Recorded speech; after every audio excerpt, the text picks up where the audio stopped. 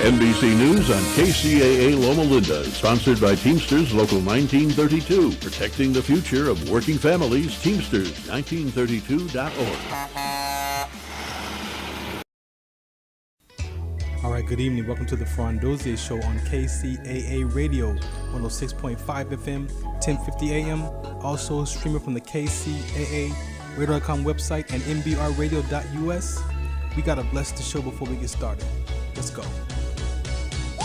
When I was in my mother's womb, I had a calling on my life to do something in the glory of God and marry it like a wife. Commit myself to his word and never be led astray. And when it's all over, when he comes, I'll be glad to see that day in the morning time.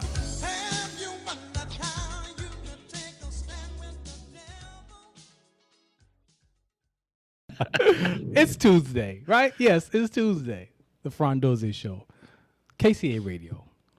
106.5 FM, 1050 AM, and streaming at kcaradio.com. The station that leaves no listener behind. I'm mellow today, y'all. I'm in a particular. Oh no, Siri, we're not even talking to you. See, she be ear hustling. Turn your phones off, ladies and gentlemen. Siri is ear hustler. All right, so I'm in a particular mood. You know, I'm pleasant, so don't get it twisted. Now I'm pleasant, and however, I'm in this weird space. Lost one of our sickle cell community members. Popped up on social media today, so shouts out to Daryl out of Texas. Shouts out Daryl, man. We did a couple of HBCU tours, sickle cell tours, lots of events together, man. And so just unexpected when you turn on your social media and you see, oh, no, not, and it's like, who? And then you see the picture like, oh, yeah, Michael. And then you see all the gone too soon and all these, and it's like, oh, my gosh. So, yes, that's my space. That's a part of one of the areas I'm dealing with right now. And then what else? Just life, man. This is what it is to be live on the radio, and you just don't know how life is gonna show up. Life is gonna life, right? Right. So it's up to me to be responsible for that.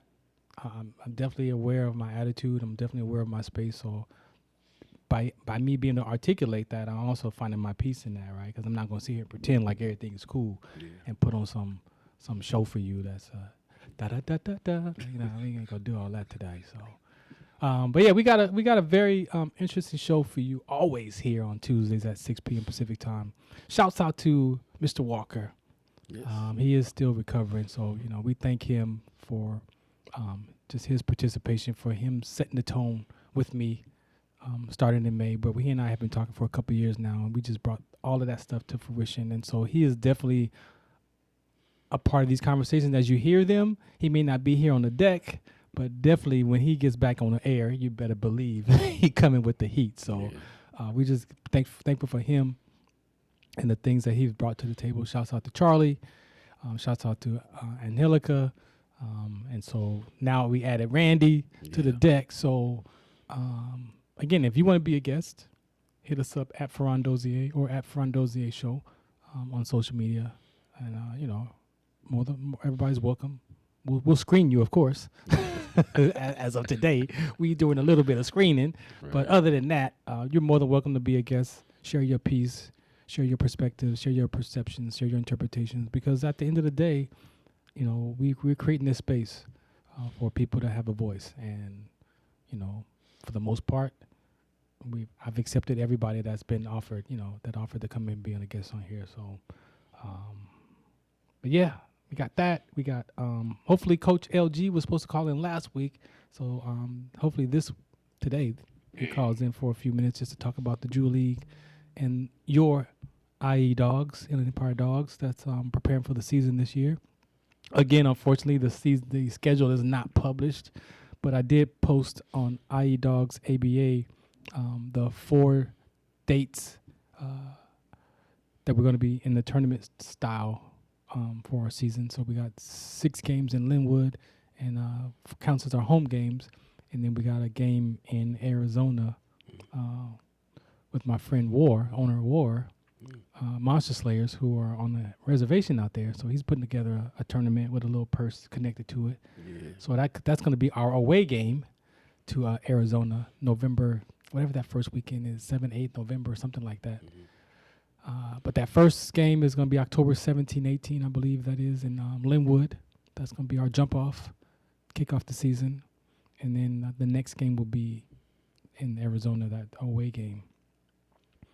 So, yeah, if LG calls in, if not, just check us out at IE Dogs ABA. He's in the Drew League coaching right now. You was there, hanging out at the Drew League on Saturday. Oh, my God. Kids was going crazy. Going crazy over there. Yeah. I get to sit on the bench. Yeah.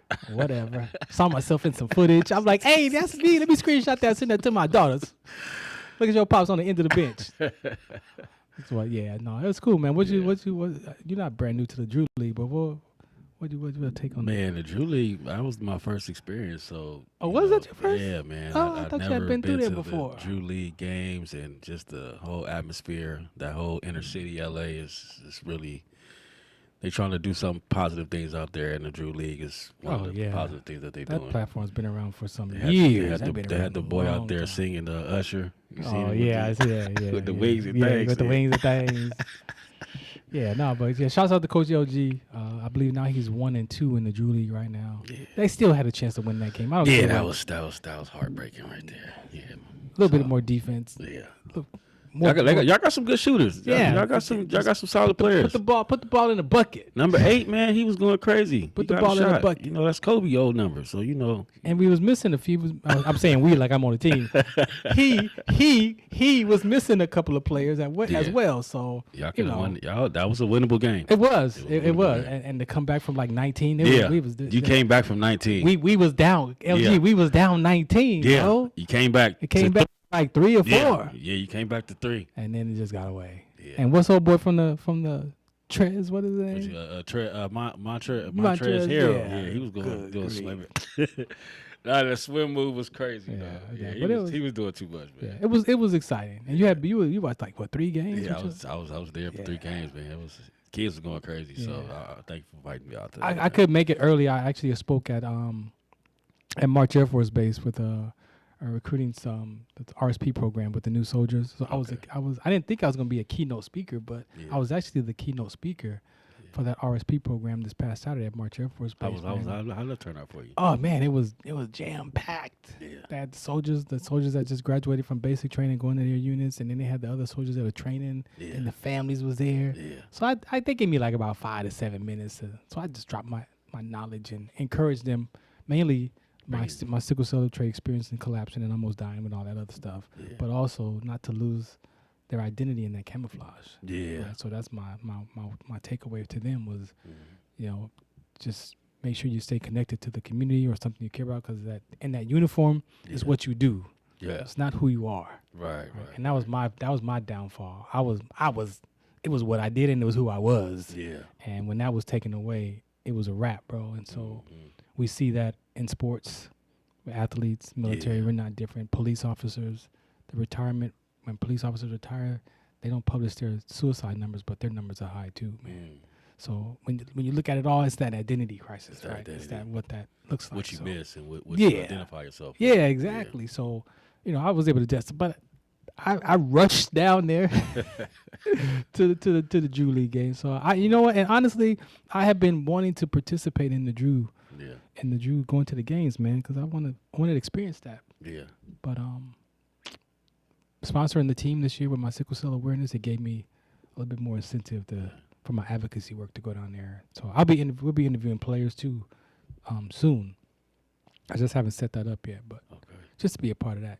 Yeah, you still got a shot, don't you? You got a little something. Man, what I'm saying, bro. Not after our weightlifting yesterday, but it was like. We in the gym yesterday and we tried to go, bro. That was. Yeah, but you got the shot though. I see you still got it. Yeah, without them weights, I gotta show it to you without the weights. After the weight training, bro, my arms was like jello. Right. But honestly, what I did though, when I started hitting that shot a couple times, right before I let it go, I blocked out the pain. Okay. Like I just went like. Like, so there's a part when you shoot our weapons, when you are aiming at the target, and you breathe.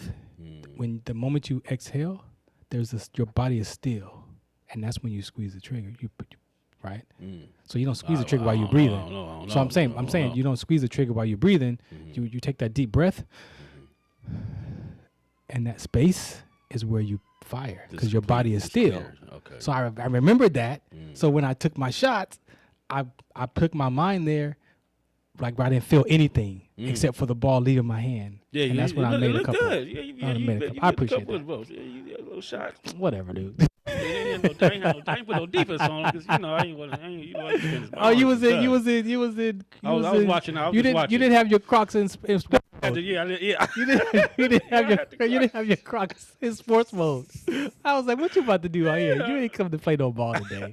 I seen them Crocs. I was like, and they wasn't even in sport mode, y'all. They was in sport mode. They was in neutral. They was in neutral. I admire you, bro, because I can't wear no Crocs, bro. I ain't got there yet. Yeah.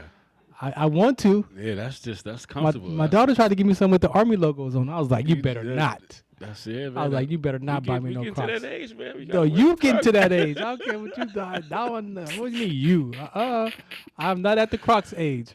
Man, I'm still in my slides. My kids, I'm still in the slides age, they bro. They do everything in Crocs. Adidas and Nike slides. I'm not doing the Crocs. You can have the Crocs. But I saw them things. I was like, man, them things ain't even in sport mode. He ain't coming to do nothing today. I thought we was going to shoot some hoops. But I appreciate you, man. You're a good dude, man. I appreciate you for hanging out with me. What you want to say to the people, man? I was just, we out here good. We just doing the community thing. We trying to elevate the community. You know, it's nothing that goes unsaid behind the doors. We trying to elevate anybody that wants to be elevated. It's you know, kids are mentoring. They need the fathers. You know, it's hard when you don't have that role model. You know, you have to turn to the outside world for all your information. So we're just trying to bring that back. You know, bring the families back, the foundation back. That's what we're all about. Creative learning, creative something that's get you in your right mind, get you out that phone and get your mind working at full capacity. Yeah, you know, we've been talking about what it is to be a mailman. This segment started in March with myself and Mr. Walker, and it just grew, right? And one of the things I appreciate you because, you know, sometimes I lose sight of, because there's so many different layers to this conversation, right? But you said something last week on the show, man, that brought me back to realize and listen again from another perspective was our culture, how powerful our culture can influence people, right? Society, nations, right? Culture. But then I looked, it's still people in the culture though. Yeah. So it's like, okay, we talk about the culture and society and community, but even the culture is still based off of people, but it's based off of what principles are set in that culture that everybody's living from. Yeah. And when I saw that, it was like the best person in the Bible I could share that from was Abraham. Mm-hmm. Abraham had the covenant. Yeah. And that was the culture that God gave him, the principles God gave him to stand on, to go and take on Canaan and to do all the stuff that they was doing. Mm-hmm. And it's like, well, wait a minute. That's still people, but it's the belief systems, it's the principles, it's the conversations that everybody agrees upon, right? That sets that covenant, that culture. And our culture we on all kind of stuff today. Yeah. We just we believe in talking from all kind of stuff. Opinions for me is mainly, I think, not that I think, but our culture is based off of a lot of opinions. Yeah, because you got to think, well, that's what we was talking about, like the whole gangster rap thing. Even with the music that was putting out, it was great music. They telling reality, but behind all that, you still leaving a message that's about violence. Yeah, you know, the music, you know, it's it's traumatizing to some people because they live it and they have to play it out. Yeah. And the results are not always be the same. I just grew up in L.A. They had the gang culture. I never adapted to it because it was like I was like, that's not for me. Yeah. My whole I'm surrounded by gangs and police, so I never adapted to it because I'm like, that's not what I want. At the end of the day, I don't want to have that life. I see it, I can see it in front of me, so it kind of steered me to my own path. So, the culture is very influential, right now, like you say, right now. Yeah. And I looked at it, even from science, and one aspect of culture, that science creates culture for diseases to form, cures to form, but they create that culture, right, for that disease to get created inside of. And so when I looked at it, I was like, man, and so no wonder the Bible talks about we're supposed to be the yeast, right, and the salt of the earth, and those kind of conversations, because we got to get in there, right? We got to get in those conversations and be who we need to be based off of our principles. If it's the biblical principles you following, then that's going to naturally engage with folks. Right. They're going to be like, why you different? Like, Yeah. You talk different, you act different. What is that? And then that's where you get to share that conversation of where I was, where I've been, and who I get to be today. And I ain't got it all figured out, so I ain't even trying to play with it. I don't have it all figured out, but I'm definitely aware of a lot of the things that I had dealt with for the first 40 years of my life, man, and just making those corrections. Yeah, but when you look back and you see our culture, you grew up in L.A., how did you disassociate yourself from everything that went on? What made you say, okay, I'm going to go to the military and not go somewhere else, a different direction? Why the military? What not force you, but what did you see in the military that would help you develop your mental where you need to be at? I had the chasing hoop dream, bro, because I thought I was playing basketball, since about 9, and then that identity was strong. Yeah, like it was strong, and then so 11th grade, I went to Diamond Bar High. We moved from LA to Diamond Bar. I went to Diamond Bar High for a semester, and I had to work. Okay. So I was like, my parents would give me like $2 a day, bro. Like, man, what? That was a lot of money back then. Not for you. Yeah, I didn't get that much. I would $2. The time I play video games and get a crumb cake. But bro, I have no money left, bro. It's like the day's gone. So it was like I'm in school, I'm playing, I'm hooping, and then I'm like, I want money. So 11th grade, when I went back to Fairfax. Okay. After that second semester, 11th grade, and I'm like, I'm not playing ball no more. Like, I gotta get me a job. So working was there, and then my uncle actually what influenced me to join the military. Okay. Because after I was like, basketball was more recreational, and I was trying to work, he was like, what you gonna do? And I'm like, I don't know. He's like, man, try the military, because he was in the Air Force Reserves. Okay. And so he was like, yeah, try the reserves first and see if you like it. Oh, I think that's a caller. Oh, no, I think it missed it. So it was my uncle influenced that. But subconsciously, it was perfect, though. Subconsciously, it was perfect because all the stuff that I was dealing with in my mindset that I was lost in, the military provided that. Oh, there you go. The military provided that for me. Okay.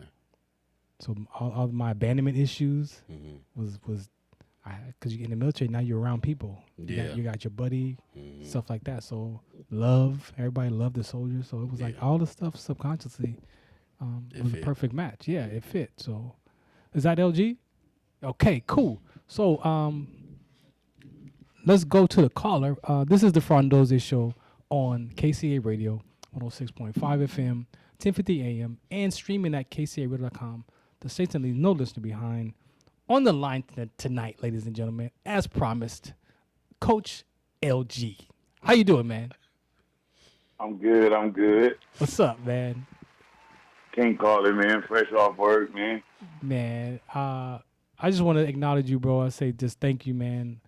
I tell everybody that I meet when I talk about you, your coaching skills is like the conductor of an orchestra, bro. It's like you wave the wand and it's like all the instruments play, even though they know what to play. You directing traffic and that's, bro. So I appreciate your skills, bro. Honestly, man, I appreciate you. So I got myself here. Randy's Appreciate here. it. Yeah, man. So we want to just give you a few minutes, man, just to highlight you so that the people in the Lynn Empire can, get a sense of who you are, and then talk about where you're at in the Drew League, and then what you foresee, what you're looking for the Inland Empire Dogs. So introduce yourself, man. I'm Coach Lamar Gale, former overseas college All-American. Yeah. That's all you got? Come on, I know you got some. You got some more I know you got some more than I that. thought y'all would go ask me. I No, thought y'all would just go ask me. I just want to give you a little bit of space. I coached in the Drew League. I played 14 years There you overseas. go. There you go. Third year for the Dogs coming up. ABA legend too. So I've been around the world, man. Yeah, man. Great dude, y'all. Great dude. Coming into the Drew League season, we were just talking about you a few minutes ago because Randy was in the stands with his sons I seen him watching. He watched about 3 games on Saturday, so he was there for the last game. What do you want to say? Just it's you're 1-2 right now, but what is your views and your you want people to know, and for your players that's gonna play for you in this Drew League, man? What do you want them to know about where you are? I mean, I just they know me already. I'm a hard nosed coach, just like I was a hard nosed basketball player. Defense. I'm a defensive minded coach. And I just like to win. Been in the Drew League for over 20 years, since 2002. Yeah. So, man, I just want to win as a coach. I won as a player, so now I'm just trying to give me some coaching accolades besides Coaches of the Year. I want a championship, so, anybody comes to the team, defensive minded first. I love defense, and then defense leads to offense, so you know how that goes. Yeah.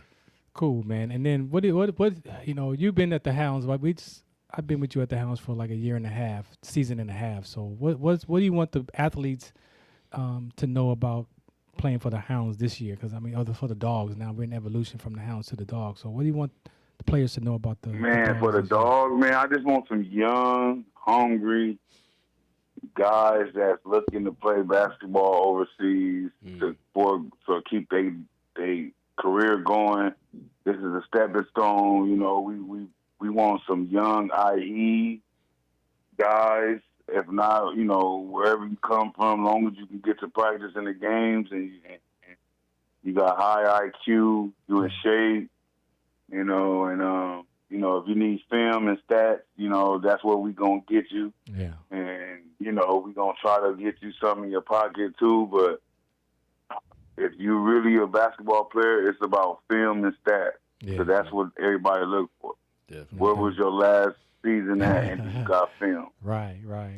And lastly, you've taken a step to coach the children. How has that been for you, man? Oh, that's been good. Here and there, hit and miss. Some games, some tournaments we good. Some tournaments we all right. Yeah. So they just getting better day by day. They get their 12U, so they getting better day by day. Yeah. Anything you want to? Well, the only thing I want to ask you, Coach, it was an exciting game y'all played on Saturday. I was into. Appreciate it. I want to know what was the mindset, because y'all came back. I want to know, what did you tell your players?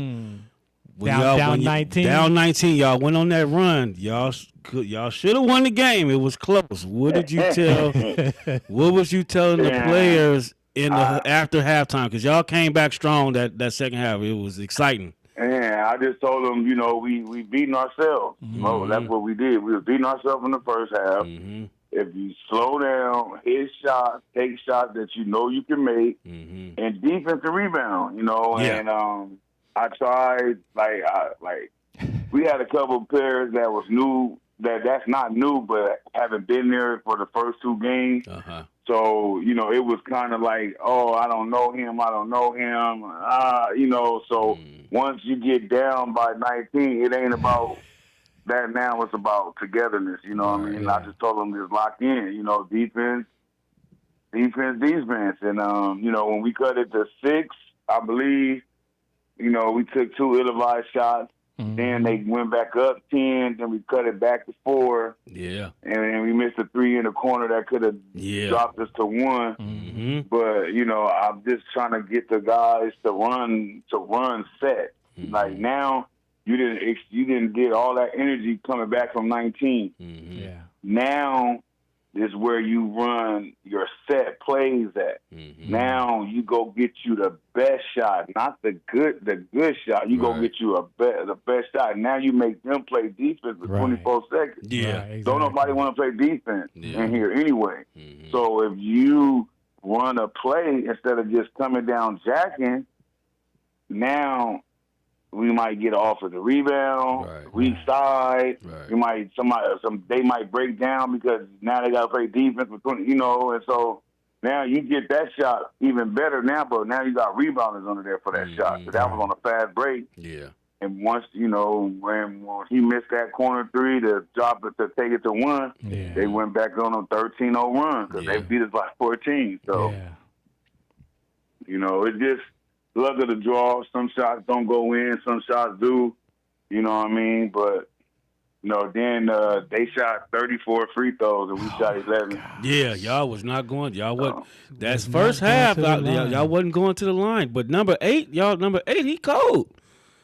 Number 8. He's a shooter. He's a junior at going to Cal State Fullerton this year. So he's gonna be one to watch at Cal State Fullerton. That's Malcolm. Mm-hmm. And I told him I was talking to him. I told him, I said, listen, everybody is fit to run out at you.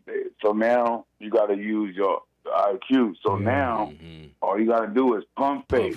Yeah. Rip through. You will get you're going to get a dunk because now you done hit 4 or 5. Yeah. They close out on you. Yeah. Now they going to close out on you slow where now you can just one move and you get into the basket. Right past him. And I'm talking to him on the sideline, and he went to the corner, and I just knew he was about to do it. He shot it. And he shot it. He shot it. Mm-hmm. And the dude came out, it was slow. Mm-hmm. And after the shot, he was like, LG, what is he doing? I'm like, I just told him. Blow by him. I just told you, just go by the dudes. You on fire now. So now they gonna close. They gonna close out at you a different way now, where you can get to the basket. Right. Players. If they got it going with one thing, that's what they stick with. So the slogan: you live by the 3, you die by the 3. So that's it, man. You know what I mean? So that. We shot 27 and they shot 17. Yeah. They shot 34 free throws. Oh my goodness. They made 19. My goodness. They was at the line. They was getting a lot of fouls. That's where they beat us at. Oh my goodness. They beat for sure, man. LG, man, thank you, man, for your time tonight, bro. I want to say again, thanks for allowing my organization, Sickle Cell Trait WDC on SCT, man, to be a part of the Drew League and sponsor some of those things, man, allowed me to be a part of this season, man. I really do appreciate that too, man. Sir, man, appreciate you, man. All right, good looking, man. I look forward to seeing you this weekend. Yes, sir. Yes, sir. We play this weekend at Saturday at 11. Saturday at 11. We there, man. Thank you for your time tonight, man. Yes, sir. All right, Coach. All right. Shouts out to you. Coach LG, ladies and gentlemen, of your IE Dogs, right? So make sure you check us out. Look at the website, Instagram, at IE Dogs. He's all in the post there. You can tag him. He's tagged in there. Go follow him, find him, ask him questions. If you're looking to ball with us, go check us out over there. All right, well, let's play a PSA, man, and get into this conversation tonight because we are. I'm ready to peel off the onion of life. So that's the topic tonight: is peeling off the onion of life. So after this public service announcement, we're gonna come back and just get right into it. The Farron Dozier Show, KC Radio 106.5 FM, 1050 AM. And streaming at kcradio.com. Shout us out, what's the count?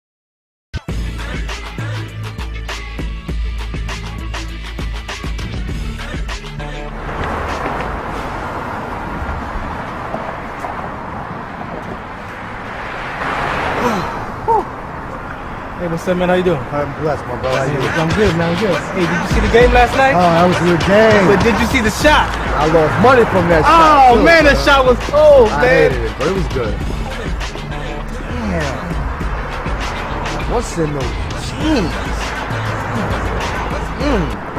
You really want to know? I do. Exhaustion, muscle spasms, asthmatic issues, unexpected sickle cell trait crises. Damn, are you serious? When I was young, I found out I had sickle cell trait. My mom's told me, but I ain't have no knowledge of it. But when I got older, I had a child, and the doctor told me my daughter has sickle cell trait. Do you know the facts that both parents have sickle cell trait? There's a 50% chance the child may have the trait, and 25% chance the child may have the disease. Hey, that's what's the count. Do you know that 2.5 million people in the United States have sickle cell trait, 300 million people globally? I didn't find out I had sickle cell trait until I was in the Army, 10 years. Next thing you know, I had a sickle cell trait exertion site. Sickle cell? I thought that was a black gene or something. Nah, man, the Latin community is number 2. 1 out of 36,000 babies are being born with sickle cell disease. You could be Caucasian, Mediterranean, European. You gotta know your bloodline, man. There is an inherited gene in our community that has been forgotten. The name is sickle cell trait. WDCONSCT, also known as What's the Count, is out to bring awareness, education, and prevention to people all over the globe. Want more information? Call us now at 323-215-5384 or visit www.wdconsct.org.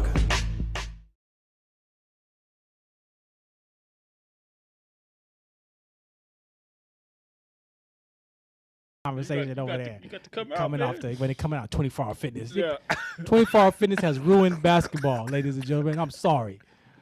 It has ruined basketball. You can't play under no structure no more. You just want to do ISOs and one-on-ones and shoot 35 threes. That's the game. In the gym. You said it a couple weeks ago. That's terrible. The players, the fundamentals is not fundamentals is gone. 24-hour fitness, we hate you and we love you at the same time. Everybody want to show out. That's it. Exactly. I want to shoot 3. I'm trying to give me some threes up tonight, bro. That's it, man. Play some structured basketball, bro. Listen to the coach. Jeez. Shout us out, ladies and gentlemen. Back to the Farron Dozier show. Hey, it's one of them days. It's just one of them days. That's all I could tell you. But it's I needed to play a song or something. Can I get something? What you got, man? No. There we go, right there. You know what that is? Can you name that tune in 5 seconds, Randy? 5, 4. What year were you born? I'm 81. Oh my goodness. He was a baby. That sound like some. Oh. Yeah, so you know what that is.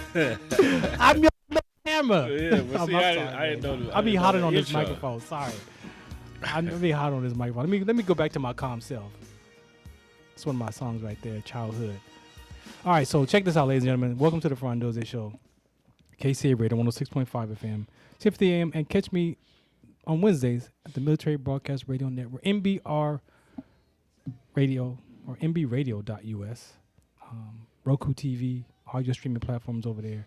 But tonight, the topic is peeling the onion of life, right? So I look at that because I didn't make this up, but I heard, when you peel an onion, right? Some layers. Sometimes for some of y'all be crying. Look like y'all be crying, peeling the onion. Just be tears just be running down your face, and like you crying. Like, what are you crying for? I'm just peeling the onion. But in life, I look at life like peeling the onions off of life. Like, you got to be able to go back in your past, right? Because sometimes the past is in your future so far that you're anxious today, or you're depressed about your past. So there could be a depression is the past, and anxiety is the future. So to be able to peel those onions of your life off, you may cry, right? Yeah. You may cry going through the process. Find something that you trust, biblical principles, personal development, therapy, but peel those onions of your life off, right? But what are we peeling the onion for? The flavor of that onion is going to give that steak. If you saute an onion on a steak, or you get an In-N-Out burger, y'all didn't pay for that, and you do grilled onions, like bars. The onions, they bring flavor to life, right? They bring flavor to the food. I like that. So that's where I got that from. And so we've been deep in the conversation, especially last week. Shouts out to the fellas that was here, and the young lady was here. But I walked away with, you and I tonight talking about these levels of onion peels that I see that people, men, women, can start to peel off. But to peel this onion off, you got to be able to find something, as you were talking about the culture, you got to find something that you believe in, that you can challenge your reality up against. Whether it's we stand on the biblical principles. I didn't always stand on the Bible principles, right? It was I took personal development courses, but those classes led me back to the Bible because I went back to my purpose in life and passions and gifts, right? But what are you gonna use to peel these layers of onions off, right? These layers of your life off. And so I found a few things to use, right? So the first one, well, I'm gonna ask you first. With that title, what does that title mean to you? Peeling off the onion of life. What does that mean to you? Well, like you said, I'm gonna piggyback off that. It's peeling off all the layers to get to the core of what's going on in your life. Like for me right now in real time, I'm peeling off the layers of the identity, of who I want to be, who God wants me to be. I've lived my life as far as I can see it, from what I want to do. Doing what you want to do. Doing what I want to do, saying what I want to say, living how I want to live. But that runs out. Yeah. And, having a family and growing up boys and girls, I need more. I need to see where am I sending them to? How am I making sure that they're getting what they need, So yeah, it's a challenge, man. And then just being married, that's a challenge. I've peeled off a lot of layers just with being with my wife, and having to grow from what she sees. Like, okay, you could do this better, you could do that better. And I've seen her, she's had to peel off her layers. So it's it's a continuous cook up, you know what I'm saying? So that's just where I'm at right now in real time, like you say, real time right now. Yeah, and I've been in the space of peeling off my like I said, the first 40 years of my life, peeling off those layers. And so we got a couple of just labels that we want to peel off a layer. And the first layer is pain, right? And what I'm pointing to, ladies and gentlemen, is not what you do in life. I'm pointing to your experience of life. That's the ingredients of what it is to be vulnerable. We peeled off the layer of vulnerability, and we got some new views of that. So I'm pointing to not being a protector or provider as what you do in life, but who you are as in your ingredients in these layers of your experience of yourself, which is what we don't really talk about publicly, but we do suffer silently from these emotional experiences. So when I'm talking about pain, I'm not talking about just physical pain. I'm talking about that emotional pain, right? And so you want me to go first, or you want to go first with pain? I can go first with pain. What's your emotional, that layer of emotional pain? My layer of pain is probably the most is disappointment. Just not even with myself, just as situations like, mom and dad, and like how we talked about last week. You said, what did I want to forgive my mom and my dad for? And it was disappointment, you know. Not saying that he wasn't a great man, but the pain that I intake, I'm still uncovering that because I'm still trying to figure out what do I do with it? Yeah. How do I move forward with it? Am I doing the right things as a father for my kids and for my wife? And then just death, the pain of death, losing my dad, losing my grandfather, my grandmother, missing those memories. I was just talking to my cousin today, shout out to him. He out in Vegas. He's trying to get his life right, So we were just talking about just being on the porch and just laughing. Back in the days. Back in the day, and just barbecues and birthdays. And, I remember so much from that house. Yeah. It was painful for me for it to be gone right now. Yeah. I that pain is still there. So I'm like trying to figure out how to cope with that. I can relate. We went to thank you for that too, man, because I'm right there with you. For me, it was shame. It was embarrassment. But at the root of it all, most recently I pulled up that root, and it was disappointment. And it was avoiding disappointment at all cost. right? And the disappointment was connected to my mother, at the time, because my parents weren't married, so I grew up around my mom. My dad wasn't around. But for a mind of a 2-year-old to land on avoiding being disappointed in your mother, bro, how does a mind of a child land on something like that when you're a baby? Yeah. But we forget that the brain is developing. The brain is giving meaning to life naturally. We're born, and the mind is already giving meaning to life. It's already putting stuff in our minds, and it's up to us as parents to guide that child. But for me to land on disappointment, and when I looked at the disappointment, it wasn't just in people.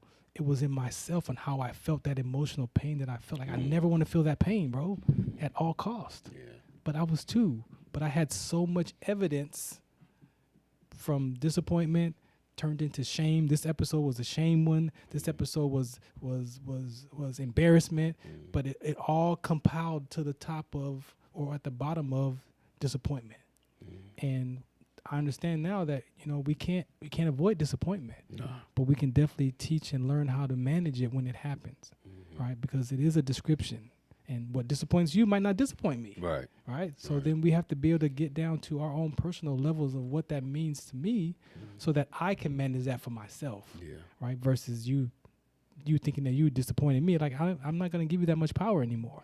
Like I don't.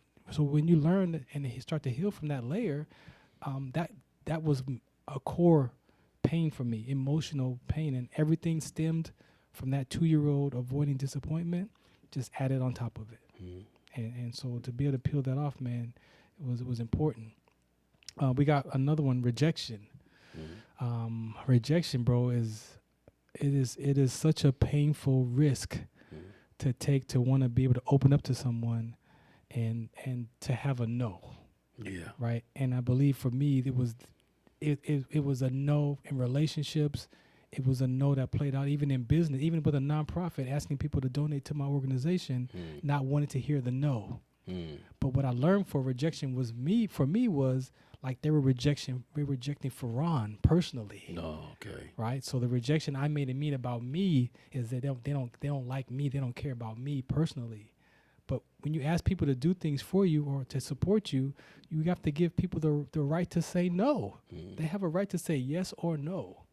And they have the freedom to say that.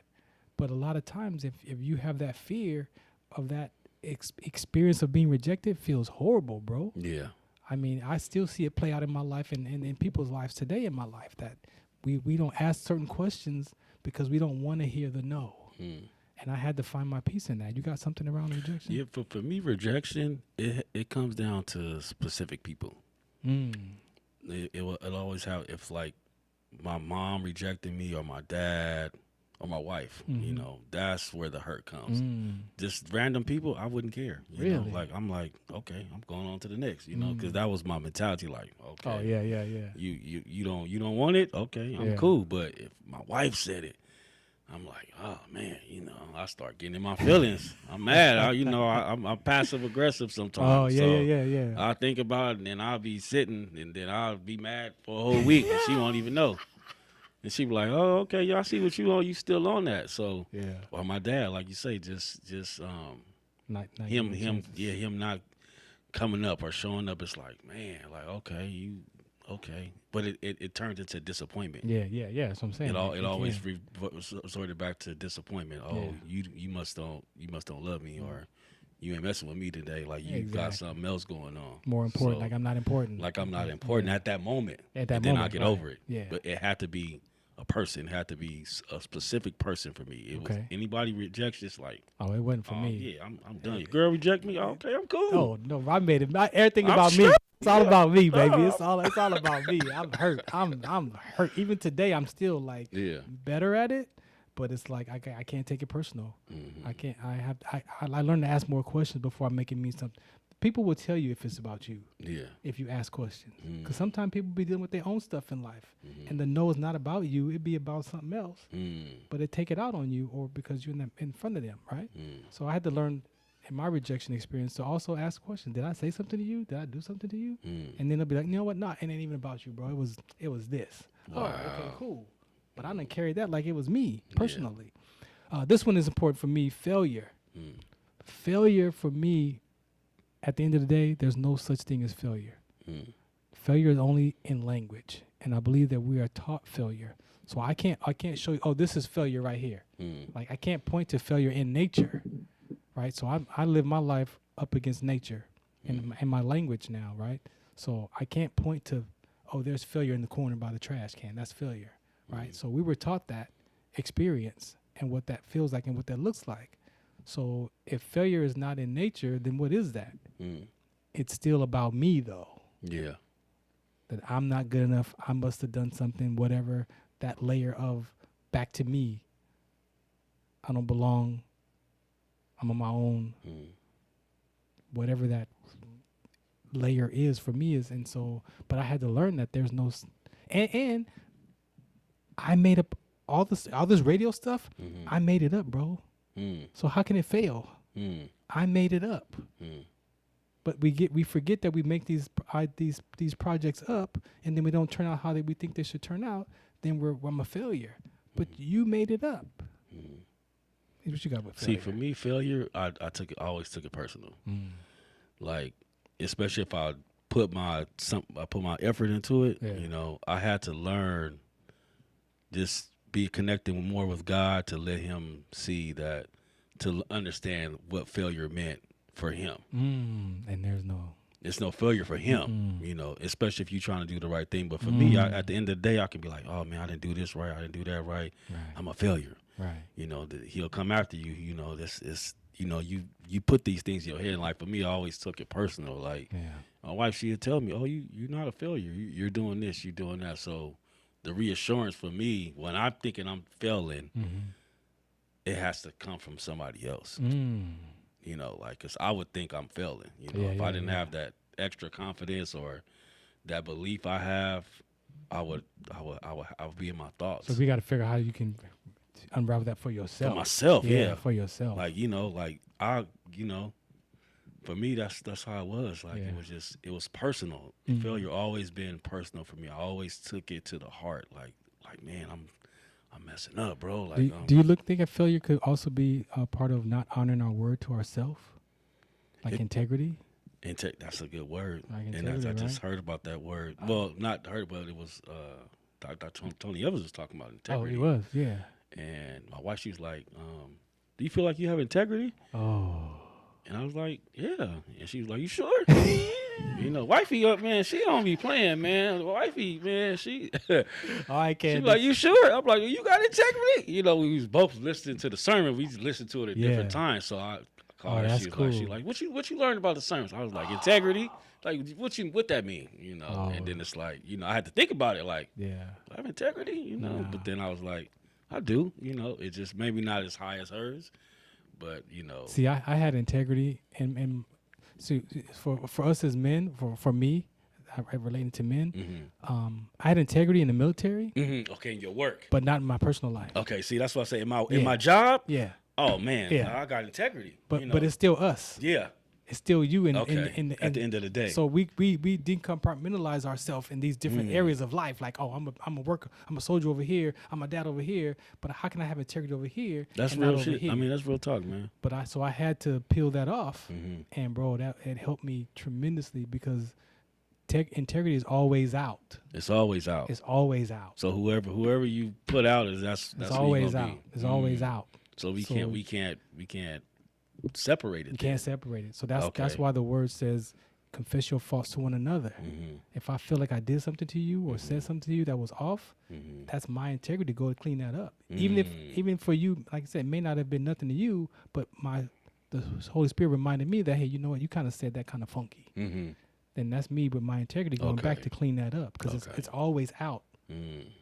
Always out. That makes sense, man. So you have to be able to follow your heart, right, with the word and figure out where's my integrity out, because it's hard for human beings to honor our word to ourselves and other people. That's crazy you said that though. That's where the work is at. And I don't honor my own word to myself all the time. That's my own integrity to myself. And it could lead to failure, rejection, and all these different layers.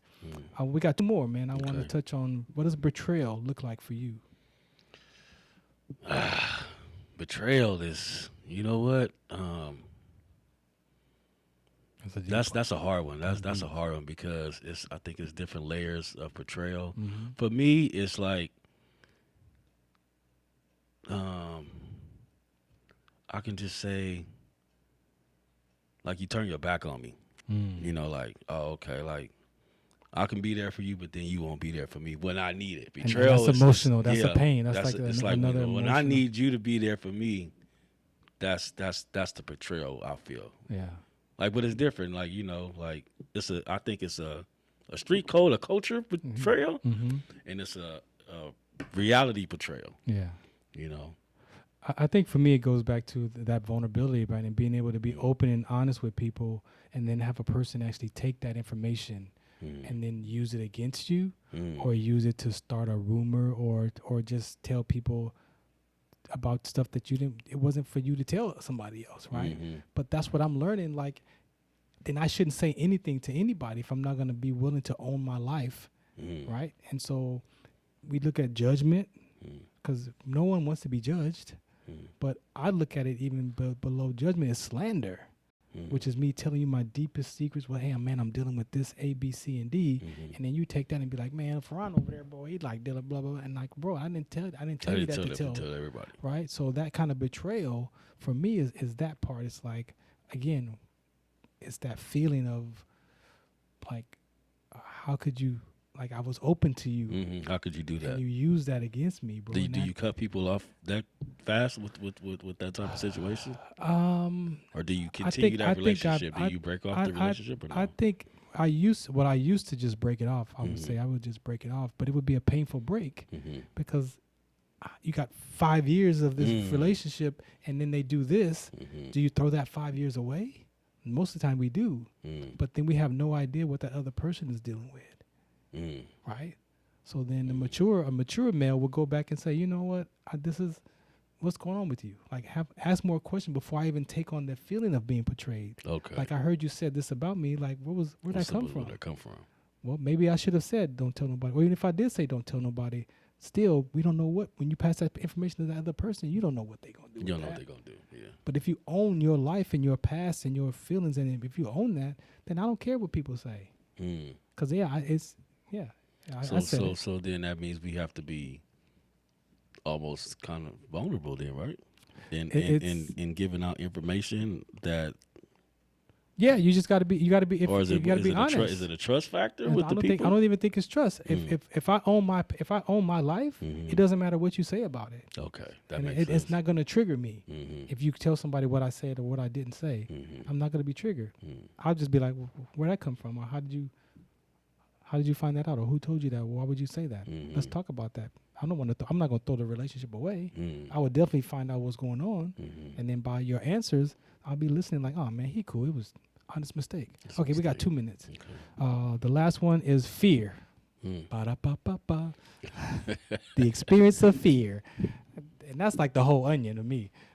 What you got for fear? I'll let you have that. Fear is what you make of it. You know, if you trick your mind, I think fear is a trick. Oh man, you know, you trick your mind to believe in something. You know, then you gonna make it your own reality. You know, fear is. I've never had fear. I don't fear nothing. I don't fear death, man. It's gonna come. It comes with the territory. Comes with the territory. So you settle that in your mind. I settle that in my mind, in my heart. Wow. I believe that. Like, you know. I might get scared, you know. Scary movie come on or something. Yeah, I'm scared, but I ain't, you know. Like I said, if I'm walking down the street, I'm cool. For me, I'm gonna say this, ladies and gentlemen, before we get out of here. For me, the brain can't tell the difference between a real and an imaginary threat. So we need to figure out is that a real fear? My fear was going to the gym, bro. My fear was my mind made the gym mean like it was going to kill me if I went to the gym to exercise. That was a fear, right? But it wasn't reality. The gym didn't have a knife coming at me. Right. Now, if that was a real person, that's a different fear. Yeah. So the brain can't tell a difference between real and imaginary threat. So you got to take that and examine yourself up against that conversation. Wow. Right? But the brain is powerful. Yeah. And it can't tell a difference. especially if you got those patterns stored in your mind of what that fear is. Right. As soon as it looks like it, you're gonna run. You're gonna do what you do in fear. What you do. Yeah. Right. So it's the automatic response of fear. Just like driving your car and pressing on the brake when the red lights come up in the front. Like you slow the car down because you don't want to run into the back of that car to have an accident. You're protecting. You're trying to survive. Yeah. Fear is in the heart, soul. It's a survival base. In the spiritual realm, fear God only. Yeah, that's it. That's why I live by. I fear God. That's it. That's so when you get into that space of understanding the soul and the spirit being, I've switched it around. My soul led my life for 40 plus years. Now I have my spirit leading my life, so I'm feeding my spirit. So appreciate you, bro, for that. Peeling the onions off. Yes. This is the Farron Dozier Show. Shout them out. Give me let them know who you are. Randy, Finish the Race Foundation. You can find us on all platforms, social media. Cool. At Farron Dozier on all your platforms if you want to be a guest. Next Tuesday, the women's segment, ladies and gentlemen. The women is here next Tuesday. Shout out to What's the Count, the Farron Dozier Show, KCA Radio, nbradio.us. Miss your favorite show? Download the podcast at kcaaradio.com.